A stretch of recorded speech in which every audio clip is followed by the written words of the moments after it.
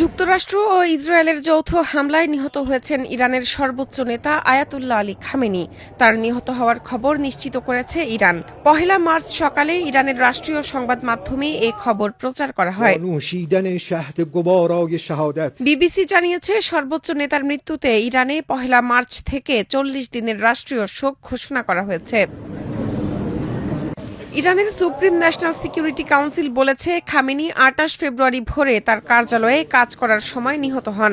ইরানের রাষ্ট্রীয় টেলিভিশন চ্যানেলগুলোতে ঘোষিত এক বিবৃতি থেকে এ তথ্য জানা গেছে। এর আগে উপগ্রহ চিত্র বিশ্লেষণ করে বিবিসি ভেরিফাই নিশ্চিত করেছে, তেহরানে লিডারশিপ হাউস কম্পাউন্ডের কিছু অংশে উল্লেখযোগ্য ক্ষতি হয়েছে। এ কম্পাউন্ডেই খামেনির কার্যালয়। তার মৃত্যুর জন্য যুক্তরাষ্ট্র ও ইসরায়েলকে দায়ী করেছে ইরানের সুপ্রিম ন্যাশনাল সিকিউরিটি কাউন্সিল। দেশটির ইসলামিক রেভলিউশনারি গার্ড কোর সংশ্লিষ্ট বার্তা সংস্থা তাসনিমের খবরে বলা হয়, নিজ কার্যালয়ে খামেনির মৃত্যুতে এটাই প্রমাণ হয় যে তার লুকিয়ে থাকার খবরগুলো ছিল শত্রুপক্ষের মানসিক যুদ্ধের অংশ।